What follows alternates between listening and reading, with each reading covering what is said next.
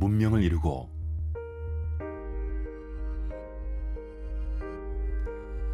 인간과 생명을 이루고 있는 것, 바로 물질이다.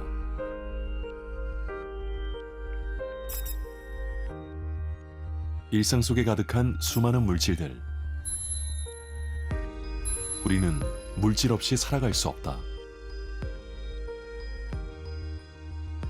그런데 문명을 이룬 물질이 우리의 삶을 흔들고 있다.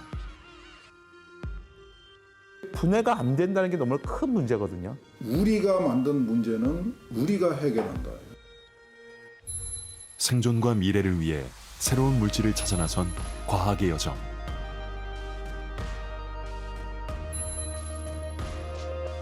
우리는 자연과 인간, 물질이 어우러진 세상을 어떻게 만들어가야 할까?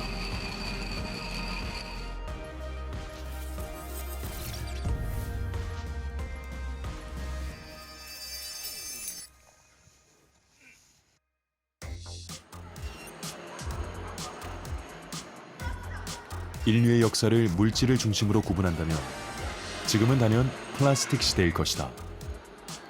20세기 기적의 물질로 불리며 현대 문명을 이끌어온 플라스틱. 우린 플라스틱을 제대로 알고 있을까? 우리가 사용하는 플라스틱은 되게 엄청나게 긴 물질들이거든요. 그래서 우리가 원하는 만큼 언제든 자를 수가 있고 원하는 모양대로 만들 수가 있죠. 플라스틱이란 말은 고대 그리스어 플라스티코스에서 나왔다. 거푸집에 부어 만들다, 조형하다라는 뜻이다. 일반적으로 플라스틱은 열과 압력을 가해 원하는 대로 모양을 만들 수 있는 물질이다. 플라스틱의 주재료는 석유나 석탄, 천연가스 등에서 뽑은 원료로 만든 고분자 화합물인데, 고분자는 거대한 분자다. 물 분자는 원자 3개, 설탕 분자는 원자 45개로 이루어져 있지만 고분자는 수천 수만 개의 원자가 하나의 분자를 이룬다. 플라스틱이라고 부르는 물질은 탄소에 기반한 분자들을 사슬처럼 길게 이어 만드는데 이 과정을 중합이라고 말한다. 플라스틱의 화학적 명칭은 폴리머, 고분자 중합체다. 그러니까 되게 다른 분자들은 분자량이 작아가지고 우리가 뭘 활용하기 참 어려운데 이건 덩어리가 크니까 이걸로 소쿠리도 만들고 아니면 뭐 자동차 껍데기도 만들고 인공위성의 그 중요한 내부 장비들도 만들 수가 있는 거죠.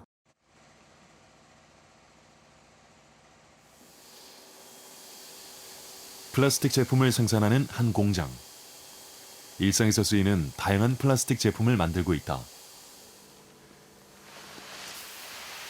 플라스틱의 원료는 작은 알갱이 모양의 물질이다. 이거는 김치통을 만든 재료로 PP이고요. 칼날을 만들기 위해서 지금 이 안료를 섞고 있습니다. 이것도 PP가 들어간 그 안료입니다. 제품의 용도와 목적에 따라 원료를 섞은 다음 높은 압력과 열을 가한다. 고온 고압을 받은 플라스틱 원료는 마치 붕어빵을 만들어내는 것처럼 일정한 틀 속으로 녹아 들어가 똑같은 물건들로 다시 태어난다. 플라스틱이라는 고분자 물질 덕분에 우린 다양한 용도의 수많은 물건들을 쉽게 대량으로 생산할 수 있게 되었다. 50년 전에 참으로 그 시골에서 서울로 그 직장을 잡아서 올라왔는데 그야말로 옆 공장에서 뭐가 따끄닥 하고 떨어지더라는 겁니다. 그래서 그게 뭔가 하고 봤더니 이건 노란 바가지. 응? 이건 진짜 신세계를 보는 것 같았어요. 시골에서 그 박바가지나 아니면은 이런 옹기그릇 이런 거에 사당하다가 그 가볍고 단단하고 정말로 이건 획기적인 제품이다. 혜성처럼 등장한 플라스틱의 파급력은 대단했다. 자연의 물질로 만들던 생활용품들이 단숨에 플라스틱으로 대체됐다.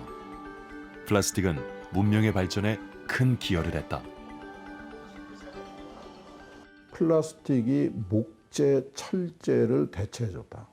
이거는 그 현대를 사는 사람들이 함부로 폄하할 수 없는 굉장히 중요한 사실이에요. 플라스틱이 처음 나왔을 때 사람들이 다이아몬드라는 표현을 했어요. 단단했거든요. 유리는 깨지잖아요. 그러다 보니까 많은 제품을 대체를 하기 시작을 한 거예요. 그리고 가격이 쌌죠. 옛날에 할머니 할아버지들은 맨날 소쿠리 짜야 했습니다. 지금 누가 소쿠리를 짭니까? 그냥 시장에 가면 2,000원, 3,000원이면 살 수가 있는데요. 엄청나게 많은 노동력을 절약하게 해줬죠. 그때 플라스틱을 만들게 된 그 결정적인 계기가 당구였습니다. 1863년 미국의 한 신문에 당구공을 만들 새로운 물질을 가져오면 거액의 상금을 준다는 광고가 실렸다. 당시 당구공의 재료로 주로 쓰인 것은 코끼리의 상아로 당구공 때문에 매년 10,000마리의 코끼리가 희생되고 있었다고 한다. 상금을 노리고 신물질 개발에 뛰어든 발명가들 중에 존 하이앗이란 사람이 있었다. 연구에 열심이던 그는 어느 날 날카로운 종이에 손을 베이는데 황급히 치료하려다가 선반에 둔 약병을 그만 쏟고 만다. 하지만 그 사건으로 엄청난 발견을 한다. 쏟아진 약이 단단한 판처럼 굳어 있었던 것이다. 우연한 실수로 상아를 대신할 신물질을 찾은 존 하이앗. 그는 나이트로셀룰로스에 장내가 섞여 만들어진 신물질에 셀룰로이드라는 이름을 붙였다. 셀룰로이드는 평소엔 단단하지만 열을 가하면 다양한 모양으로 만들 수 있는 놀라운 물질이었다. 당구공에서부터 피아노 건반, 주사위, 영화 필름, 안경테 등으로 사용된 셀룰로이드는 인류에게 플라스틱 시대의 시작을 알렸다.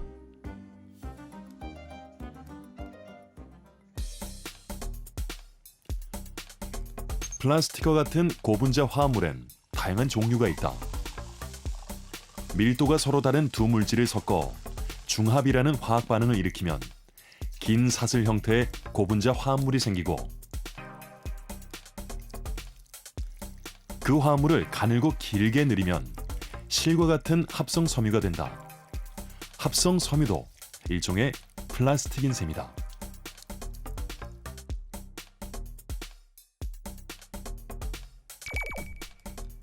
자연이 아닌 인간이 만든 최초의 합성 섬유 나일론은 석탄과 공기와 물로 만들어진 고분자 화합물이다.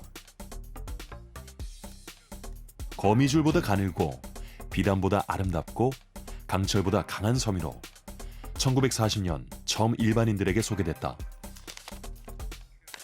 비단에 버금가는 품질로 널리 알려진 인공섬유 나일론은 특히 여성용 스타킹의 재료로 선풍적인 인기를 끌었다. 발매 당일에만 400만 개가 팔릴 정도였다. 그런데 스타킹보다 먼저 공개된 나일론 상품이 있다. 1938년 등장한 나일론 칫솔모 칫솔이다. 나일론 이전 칫솔모의 재료는 돼지털이었다. 가격이 비싸 한 가족이 칫솔 하나를 돌려쓰곤 했는데 나일론의 등장으로 1인 1 칫솔 시대가 열렸다. 덕분에 우리는 더 건강해졌고 돼지들의 희생도 조금은 줄었을 것이다. 지금도 다양하게 사용되고 있는 나일론은 인류의 생활 양식을 바꾼 기념비적인 고분자 물질 중 하나다. 인체의 70%는 물로 이루어졌다고 합니다. 그래서 만약에 물이 없어진다면 사람이 생존할 수가 없죠. 여러분들이 가지고 있는 물품을 옷과 안경과 시계와 의복과 휴대폰에 만약에 무게를 재본다면 70% 이상이 고분자로 이루어져 있음을 알 수 있습니다. 그만큼 화학 소재 중에 고분자가 우리가 살아가는 데 있어서 굉장히 많은 비중을 차지한다고 할 수 있습니다. 주위를 둘러보자. 플라스틱이 아닌 물건을 찾기가 더 어려울 정도로 플라스틱은 우리의 삶을 가득 채우고 있다. 그런데 플라스틱에도 여러 종류가 있다. 대부분의 플라스틱 제품은 원료에 열을 가해 모양을 만든다. 그리고 제품이 완성된 후 다시 열을 가했을 때 녹으면 열가소성 수지, 녹지 않으면 열경화성 수지라고 부른다. 일상에서 흔히 볼 수 있는 PE, PP 등의 약어로 표기되는 플라스틱은 대다수가 열가소성 수지다. 석유화학 산업의 기본 물질인 에틸렌을 긴 사슬로 연결해 만든 폴리에틸렌은 1933년 영국에서 처음 개발됐다. 화학 구조가 간단해 활용이 쉽다. 폴리에틸렌은 밀도에 따라 두 가지로 나뉜다. 부드러운 저밀도 폴리에틸렌은 과자 봉지, 포장지, 비닐하우스용 필름 등에 쓰이고, 충격과 열에 강한 고밀도 폴리에틸렌은 물통, 화장품, 세제 등의 포장 용기에 사용된다. 재활용이 가능하고 안전한 플라스틱으로 광범위하게 이용되고 있다. PP로 표기되는 폴리프로필렌은 세 개의 탄소를 가진 프로필렌을 연결해 만든 플라스틱이다. 표면 강도가 높고 화학약품에도 강한 성질이 있다.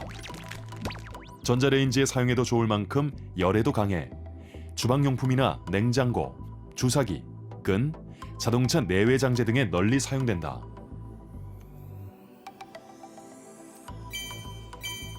폴리스타이렌은 맛과 냄새, 독성이 없는 투명한 플라스틱이다.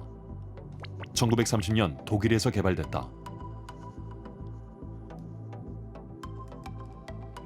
일상용품 중에 프라모델 장난감, CD 케이스, 요구르트병 등이 폴리스타이렌으로 만들어진다. 폴리스타이렌에 공기를 넣어 부풀려 만든 것이 스티로폼으로 잘 알려진 발포 폴리스타이렌이다. 일회용 식품 용기, 단열재로 많이 사용된다. 페트병의 페트로 익숙한 플라스틱은 폴리에틸렌 테레프탈레이트다. 1941년 영국에서 처음 합성됐다. 투명하면서도 가볍고 이산화탄소와 산소를 잘 차단해 음료를 담는 용기로 많이 사용된다. 질기고 열에도 강해 섬유용으로도 많이 쓰이는 플라스틱이다.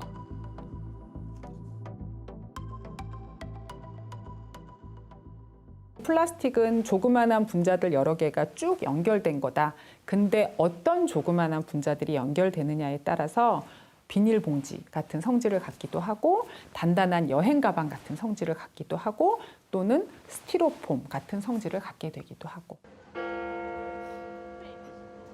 90개 이상의 크고 작은 섬들이 운하와 수로로 연결된 도시 암스테르담.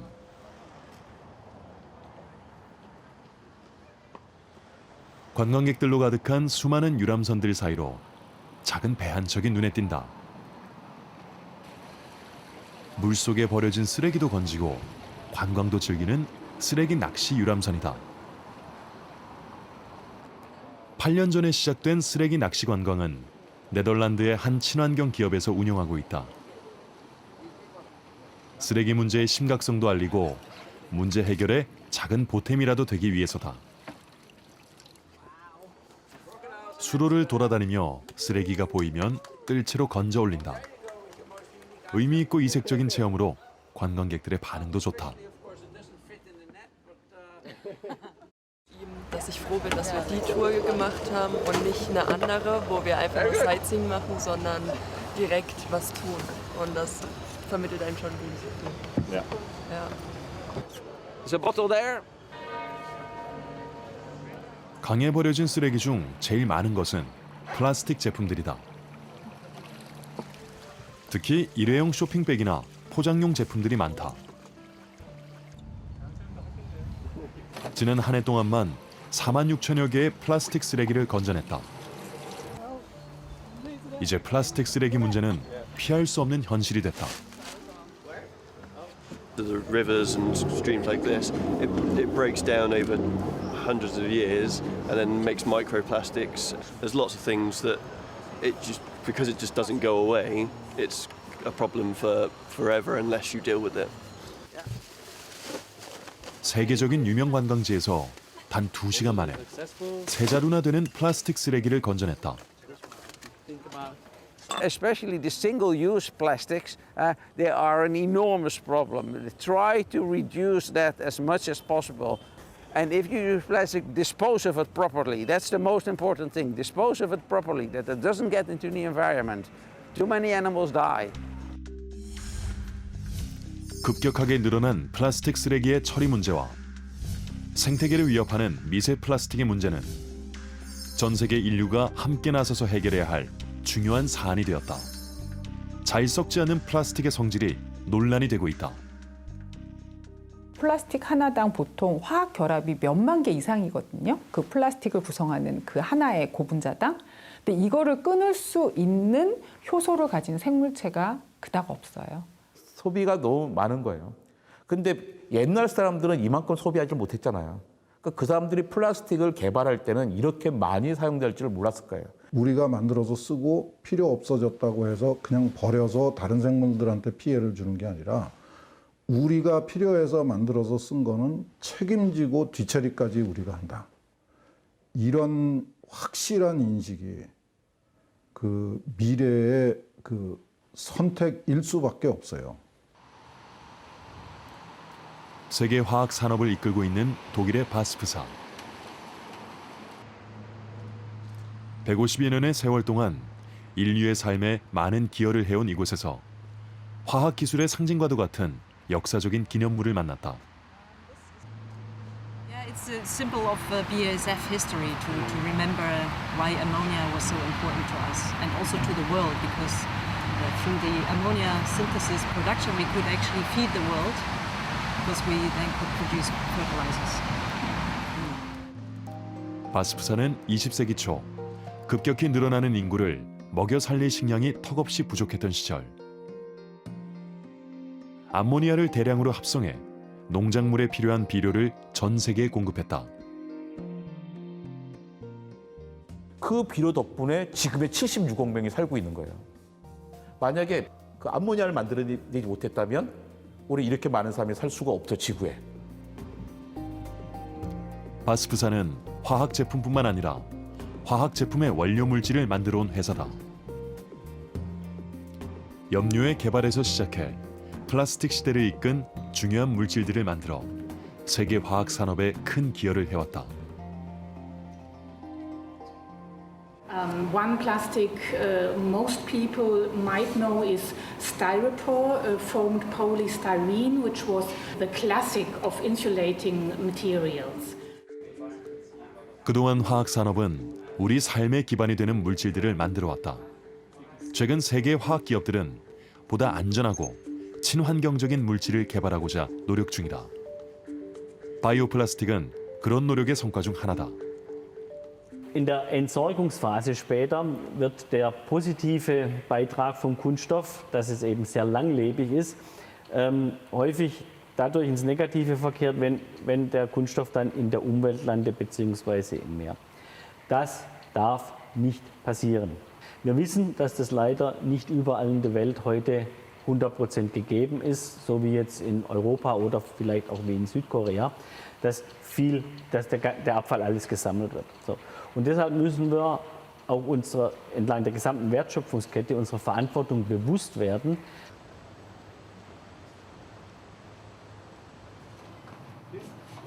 바스프는 플라스틱 문제를 해결할 수 있는 여러 방법을 찾고 있다.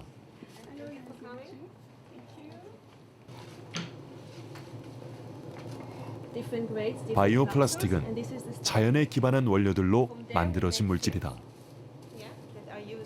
Compost means that you collect all of your bio waste. For example, here you can see this is a demonstration that you have different vegetables or different meat. That is the waste. 퇴비를 원료로 한 바이오 플라스틱은 쓰레기를 재활용한 물질일 뿐 아니라 자연적으로 분해가 되는 친환경적인 물질이다. Point is that you always bring it back to the environment, yeah, and you basically don't create any waste because you continue to use renewable materials. 바이오 플라스틱을 미생물들이 잘 분해할 수 있는 물질로 만드는 연구도 진행 중이다. 잘 썩지 않는 농업용 플라스틱 비닐을 미생물에 의해 분해가 되는 바이오 플라스틱으로 대체한다면 토양과 환경의 오염 문제도 해결할 수 있다.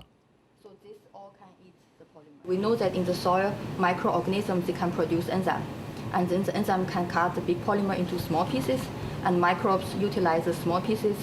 For one part, they can use to produce energy. The other part, they use to synthesize their own biomass. 미생물에 의해 분해되는 생분해 플라스틱 연구는 다양한 환경을 고려해야 한다. 현재 여러 토양에서 수집한 600여 개의 미생물을 연구해 가장 효과적으로 플라스틱을 분해할 수 있는 효소를 찾고 있다.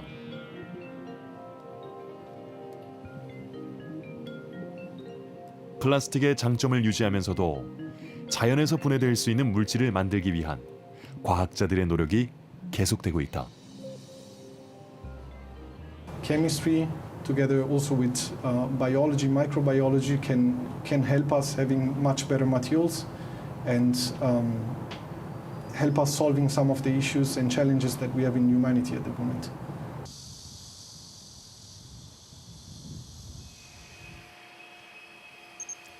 분해되지 않는 플라스틱 문제를 해결하기 위한 연구는 우리나라에서도 진행 중이다. 한국화학연구원의 황성현 박사는 자연적으로 분해될 수 있는 물질인 생분해성 바이오 플라스틱을 개발했다. 썩지 않는 플라스틱의 단점을 보완한 새로운 물질이다. 생분해성 바이오 플라스틱이라는 물질인데요. 이 플라스틱은 생분해성이기 때문에 사용 후 6개월 정도 땅에 묻어 있으면은 전부 다 물과 이산화탄소로 분해돼서 자연으로 돌아가는 그런 플라스틱을 개발한 것입니다. 석유에서 추출한 물질로 만든 흔히 사용되는 플라스틱과 달리 분해가 가능한 플라스틱이다. 황성현 박사팀은 생분해성 바이오 플라스틱을 이용해 실생활에서 유용하게 쓸 수 있는 제품을 만들고 있다. 물건을 구입할 때 사용되는 비닐봉지다.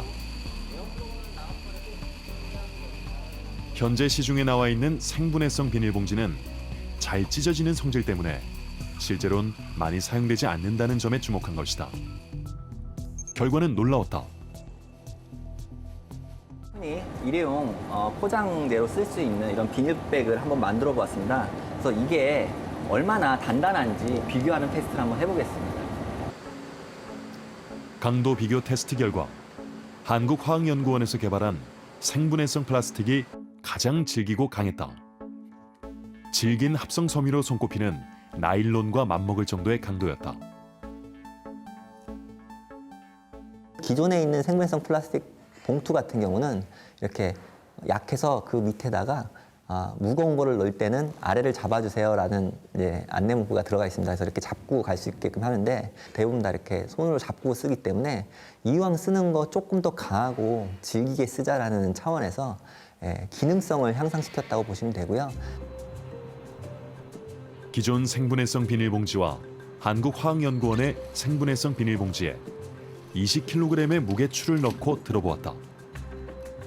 황 박사팀은 기존 생분해성 비닐봉지의 잘 찢어지는 약점을 성공적으로 개선했다. 일반 플라스틱 비닐을 대체할 수 있는 기대감도 높아졌다. 태풍이 왔을 때 농어촌의 비닐하우스들이 쉽게 파손되는 문제를 볼 수 있었는데요. 저희가 개발한 소재를 비닐하우스에 적용하게 된다면 훨씬 더 끄떡없는 소재가 되지 않을까 생각이 됩니다. 생분해성 바이오 플라스틱 비닐봉지는 옥수수, 나무, 그리고 개 껍질에서 추출한 물질 등을 이용해 만든다.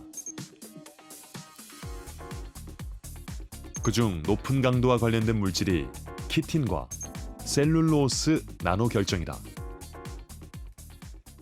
진흙집을 지을 때도 일반 진흙만 쌓아서 올리면은 강도가 굉장히 안 좋았습니다. 그 안에 볏짚 같은 걸 넣고 보강제라고 보통 얘기하는데 그렇게 넣는데요. 그것들을 이제 플라스틱에 적용할 때는 굉장히 나노화된 셀룰로스를 집어넣어서 그 보강제 역할을 할 수 있는 것들을 한 거고요. 그런데 생분해성 바이오 플라스틱은 자연 속에서 정말 잘 분해될 수 있을까?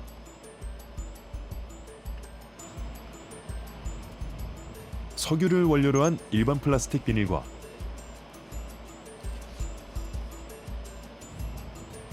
한국화학연구원의 생분해성 플라스틱 비닐을 흙 속에 묻어놓고 분해 결과를 살펴보기로 했다.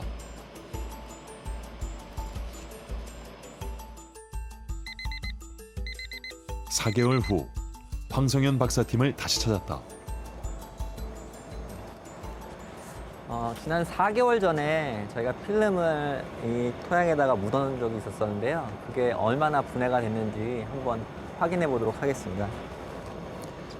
보시는 필름은 일반 우리가 흔하게 쓰고 있는 석유계 플라스틱을 보실 수가 있는 거고요.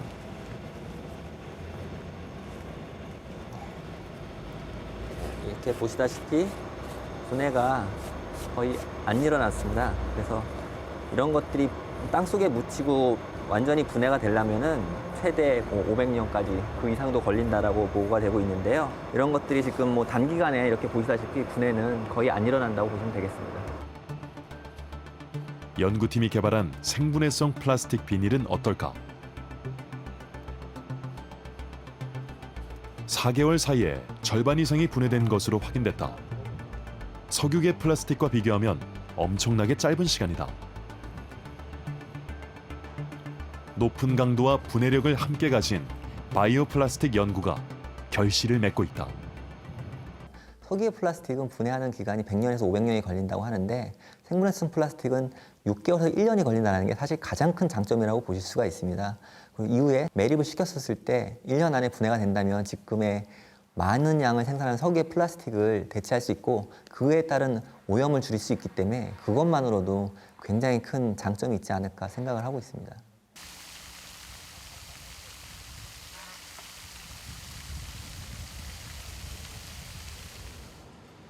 플라스틱을 특별한 방법으로 얻을 수도 있다.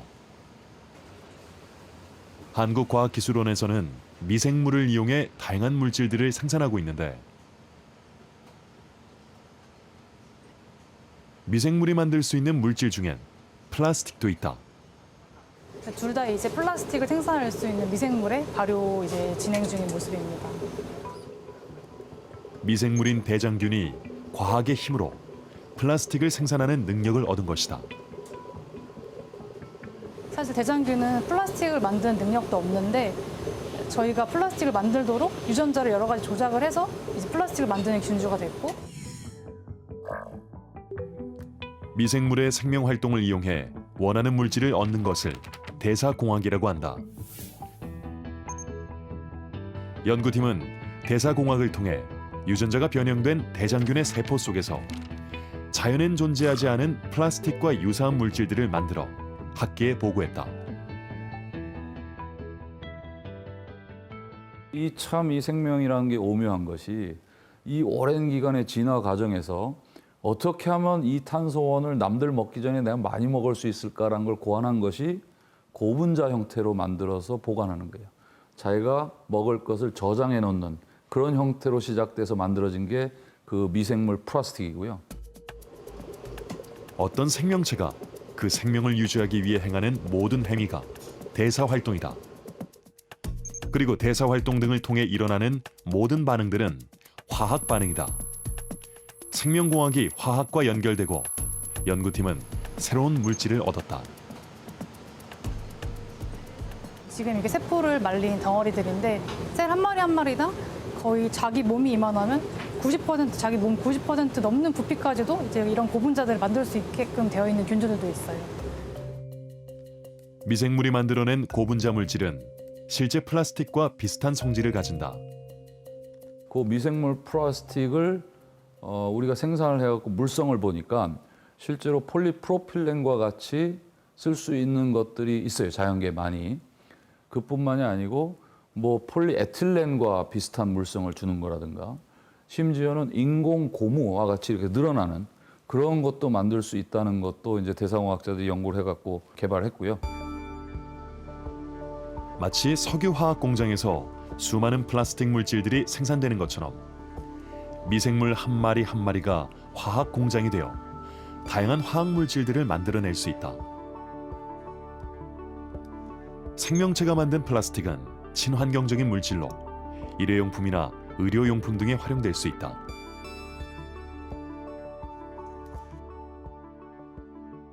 미생물이 만드는 플라스틱은 만약 플라스틱 자체로 만들게 되면 대부분이 생분해성이 있어요. 그리고 상당수가 우리 몸하고 생체 적합성이 있습니다. 즉 무독성이라는 거죠. 분해가 됐을 때. 그렇기 때문에 그 생물 고분자로 만든 것이 우리 사람한테는 당연히 훨씬 더 친화적이고요. 그다음에 생분해성이 필요한 부분에 쓰일 때는 환경에도 훨씬 더 좋은 효과를 주는 거죠.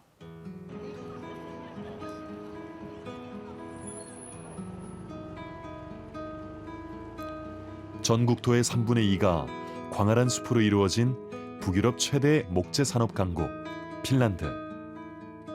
문명의 미래를 이끌어갈 새로운 물질을 찾는 과학자들의 노력은 이곳에서도 이루어지고 있다.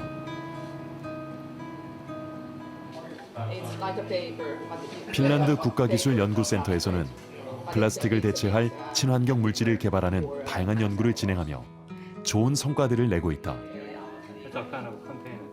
Yes, yes. Well, I mean, this is like a packaging material, so you could use it for packaging like dry materials like nuts or cereals or something like that.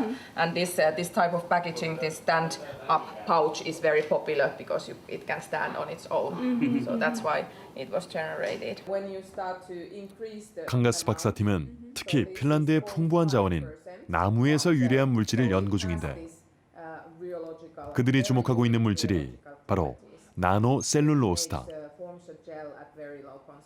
Joo, nanoselluloosan mahdollisuudet esimerkiksi, jos puhutaan vaikka niin kuin fossiilipohjaisista raaka-aineista, vaikka pakkauksiin, muovit esimerkiksi. Nanoselluloosilla on mahdollisuuksia niin kuin muovin korvaamiseen. 플라스틱 폐기물의 약 40%는 포장재라고 한다. 나노셀룰로스를 이용해 포장재를 만들면 튼튼할 뿐만 아니라 자연적으로 분해가 가능해 플라스틱 포장재를 대체할 수 있을 것으로 기대된다. Nanoselluloosahan sillä on suuri spesifinen pinta-ala, joka tarkoittaa sitä, että sitä voidaan kemiallisesti helposti käsitellä. Se on niin kuin, periaatteessa hyvin vahva materiaali. Sitä käyttämällä voidaan vahvistaa tämmöisiä tai vähentää tuotteiden painoa. 나노셀룰로스의 또 다른 장점은 쉽게 구할 수 있는 물질이라는 점이다. 나노셀룰로스는 지구상에서 가장 풍부한 재료 중 하나인 나무를 이루는 물질에서 얻는데 바로 셀룰로스라는 물질이다.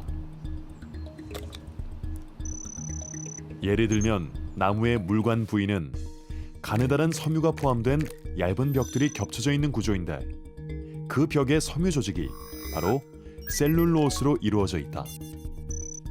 셀룰로스는 포도당 분자들이 길게 연결된 고분자 물질이다. 수천에서 수만 개의 수소와 산소 원자가 단단하게 결합돼 있어 강하고 질긴 성질을 가진다. 나무가 곧게 설 수 있는 것도 셀룰로스 덕분이다.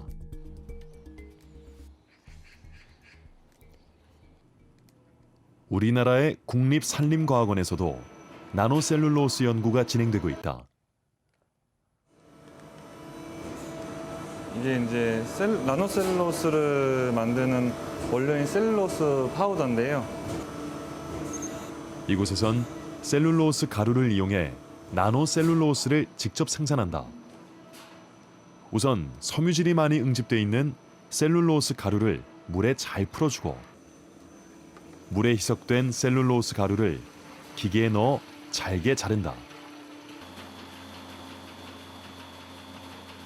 높은 압력을 이용해 더욱 미세한 크기로 잘라낸다. 나노셀룰로스에서 나노는 10억분의 1m 크기를 뜻한다. 이제 제조된 나노셀룰로스를 보실 수 있는데요. 셀룰로스가 물속에서 굉장히 나노화가 되고 입자가 고르게 분산이 되게 되면 이와 같은 형태로 되게 걸쭉한 형태의 어떤 액체 상태가 되게 됩니다. 셀룰로스가 나노 크기가 되면 기계적 성질이 더 좋아지고 생체 조직과도 잘 맞게 된다. 나무가 준 이 작은 물질은 유용하게 활용될 수 있다.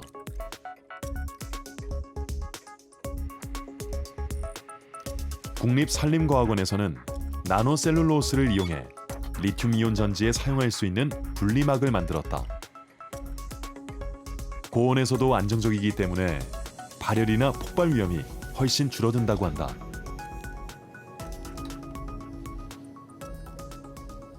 목재로부터 추출한 셀룰로스 같은 경우는 주로 종이에 사용되고 있고요. 이게 나노화 됐을 때는 전기, 의공학, 그리고 보강도 플라스틱, 촉매 등 광범위하게 이제 응용 분야가 확대됩니다.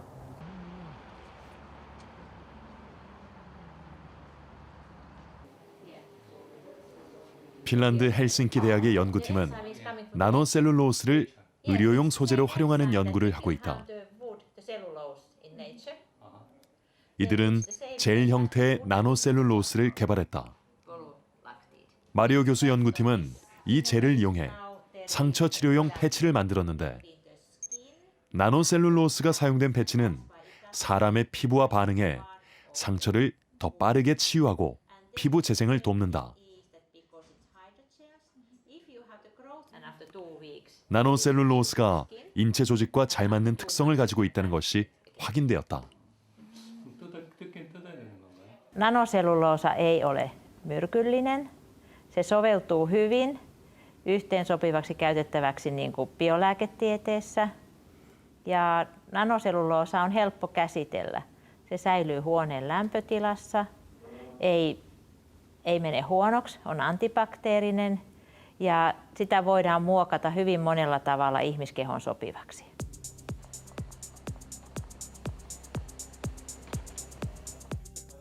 나노셀룰로스를 이용한 의료용 소재 연구는 우리나라에서도 진행 중이다. 국내 연구팀은 지혈제에 주목했다.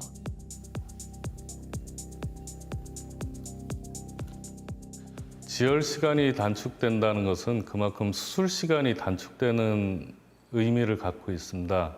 그래서 그만큼 더 환자의 빠른 회복과 좋은 예후를 기대할 수 있다는 것입니다.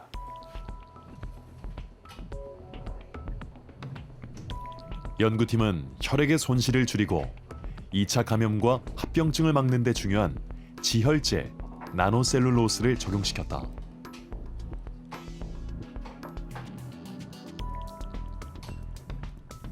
나노셀룰로스는 의료용 소재로 사용하기 좋은 성질을 가지고 있다. It's really biocompatible, which improves the biocompatibility and as well as it provides the mechanical stability. 나노셀룰로스에 혈액 응고에 관련된 화학 물질들을 섞어 영하 80도의 온도에서 건조시키면 나노셀룰로스 기반의 지혈제가 만들어진다. 이게 치과에서 일반적으로 사용되고 있는 콜라겐 기반의 지혈제고요. 이건 이번에 저희가 개발한 나노셀룰로스 기반의 지혈제입니다. 저희가 개발한 나노셀룰로스 기반의 지혈제는 폴리머 형태로 된 미세 기본 구조를 포함하고 있어서 혈액 흡수성이 훨씬 더 뛰어나게 됩니다. 지혈제는 피를 흡수하고 응고시키는 시간이 짧을수록 좋다. 지혈 효과를 비교하는 실험을 해봤다. 나노셀룰로스를 사용한 지혈제가 경과 시간당 흡수량이 훨씬 더 높았다. 실제 개발된 지혈제는 일반 지혈제보다 1분가량 지혈 시간을 단축시키는 것으로 나타났다. 나노셀룰로스가 가지는 그 미세 기본 구조 때문에 혈액이 그 안에서 응집이 되게 되면 밖으로 빠져나올 수 없기 때문에 좀 더 효과적인 지혈 효과를 볼 수가 있습니다. 나무 속 흔한 물질에서 탄생한 나노셀룰로스가 세상을 바꾸려 한다. 여태까지는 새로운 걸 찾아내는 쪽이 화학이었어요. 근데 앞으로는 그런 거보다는요, 있는 거에서 조금씩 이제 변형을 시켜서 어떻게 하면 좀 더 안전하고 어떻게 하면 좀 더 효율적으로 사용하느냐, 그런 쪽으로 이제 연구의 방향이 조금씩 바뀌어 나가고 있어요.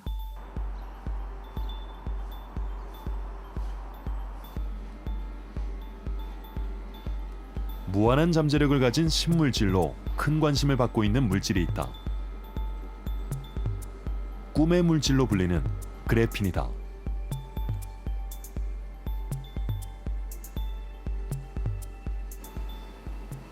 연필심이 흑연으로 되어 있는데요. 그 흑연의 한 층에 해당하는 탄소로만 된 물질이 그래핀입니다. 연필심의 흑연은 탄소로 이루어진 물질들이 층층이 쌓여 있는 구조다. 그 탄소 구조의 한 층을 그래핀이라고 말한다.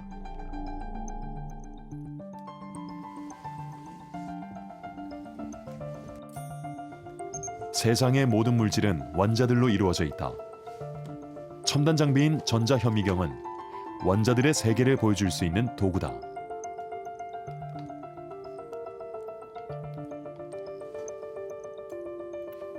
원자 하나의 두께를 가진 그래핀은 어떤 모습일까? 배율이 높아지면서 오로지 탄소로만 이루어진 그래핀의 모습이 드러난다. 그래핀은 탄소 원자 6개가 육각형 형태로 연결되어 있었다. 물질을 일단 규명할 때 가장 중요한 것들 중에 하나가 이제 구조라는 것입니다. 구조가 어떠한 구조를 갖느냐에 따라서 거기에서 물질의 특성, 즉 물성이 정해집니다. 똑같이 탄소 원자로만 이루어진 다이아몬드와 흑연. 하지만 그 성질은 전혀 다르다. 다이아몬드는 탄소 원자 4개가 결합한 3차원 결정 구조를 가지고 있다. 흑연은 탄소 원자 3개가 여러 층의 평면 구조로 결합돼 있다. 다이아몬드는 단단하고 강하지만 흑연은 무르고 약한 이유다. 다이아몬드와 달리 흑연의 전기가 통하는 것도 바로 구조의 차이 때문이다. 흑연의 한 층인 그래핀. 그래핀의 성질도 구조와 관련돼 있다. 육각형 벌집 모양 구조가 상당히 안정해서 기계적 특성이 강철보다도 수십 배 좋고, 또 전도조도 가장 좋은 게 것 중에 하나 구리라고 알려져 있는데 구리보다도 또 수십 배 전도도가 좋고, 보통 또 그러한 물질들은 잘 깨지고 투명하지가 않잖아요. 근데 그래핀은 그러면서도 굉장히 유연하고. 그래핀이 가진 놀라운 특성은 세상의 관심을 집중시켰고 많은 연구자들에게 선망의 물질이 되었다. 근데 많은 사람들 수십 년 동안 이 그래핀 한 장을 만들려고 노력을 했었는데 이제 그것이 계속 안 되다가 영국 과학자 2명이 처음 그래핀을 분리하게 되면서 그래핀의 존재와 특성이 세상에 알려지게 된 건 2명의 연구자 덕분이다. 안드레 가인 교수는 쉽고 기발한 방법으로 최초로 흑연에서 그래핀을 분리해냈다. 그는 흔히 쓰는 연필과 투명 테이프를 이용했다. 우선 연필로 흑연 가루를 만들고 그 흑연 가루를 테이프에 붙였다 떼기를 수없이 반복하며 흑연의 한 원자층을 실리콘 매트에 정착시켰다. 드디어 그래핀의 실체가 드러났고 새로운 도전이 시작됐다. 제가 이제 화학자로서 그거를 보고 그래핀이 저렇게 좋은 특성이 있으면 얘를 좀 크게 만들고, 그래핀을 크게 만들기 위해 홍병희 교수팀은 화학 기술을 활용했다.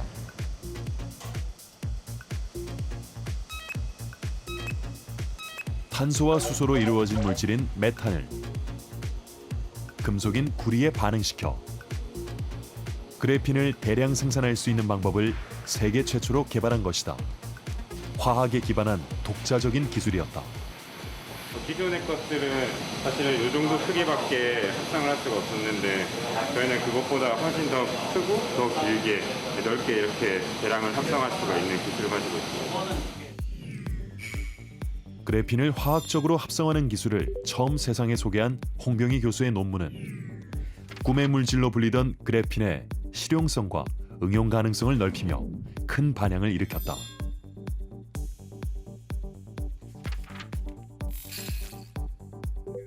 그의 논문은 2009년 이후 발표된 화학 분야의 논문 중 지금까지도 전 세계에서 가장 많이 인용되는 논문이다. 기분은 좋지만 아직 갈 길이 멀다. 그래서 저희가 실제적으로 이걸 우리 삶으로 끌어오기 위해서 연구원들과 함께 이제 많은 노력을 하고 있습니다. 화학은 실용적인 기초과학이다. 그래핀을 대량 생산할 수 있게 되면서 다양한 제품이 개발되고 있다. 최근에 여러 가지 접는 디스플레이 혹은 늘어나는 디스플레이 이런 것들의 연구가 많이 되고 있는데 그래핀이 거기에 굉장히 적합한 소재이고요. 완전히 종이를 접듯이 접어도 절대로 깨지지가 않습니다. 전기 전도성을 활용한 스피커,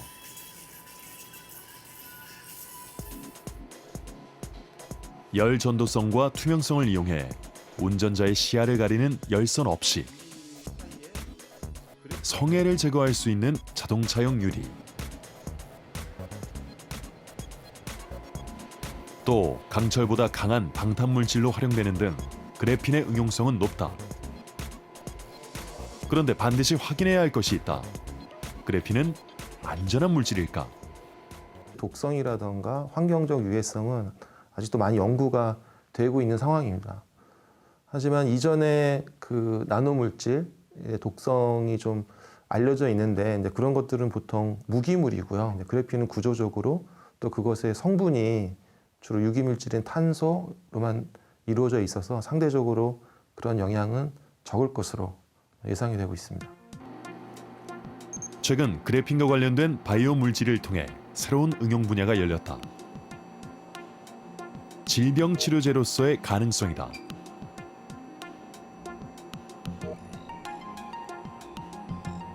이에 대해 뇌 질환과 관련된 흥미로운 연구 결과가 나왔다. 이 물질이 저희들이 실험을 해봤더니 이런 파킨슨병이나 또는 알츠하이머 같은 퇴행성 신경질환의 원인 단백질들을 풀 수 있는 그런 효과가 있는 것을 저희들이 관찰했습니다. 바이오 그래핀이 뇌 질환을 일으키는 단백질을 없앨 수 있다는 사실이 새롭게 발견된 것이다.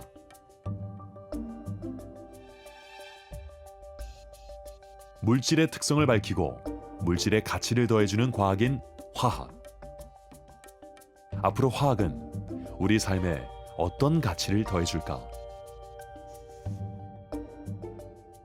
화학의 추세 중에 하나가 생명 현상을 이해하고 다루는 쪽으로 많이 지금 발전을 하고 있습니다. 화학적인 여러 가지 소재들 그런 것들을 잘 누리고 발전시킬 수 있도록 그것을 설계하는 그 시스템을 만드는 것이 중요하다고 생각이 듭니다.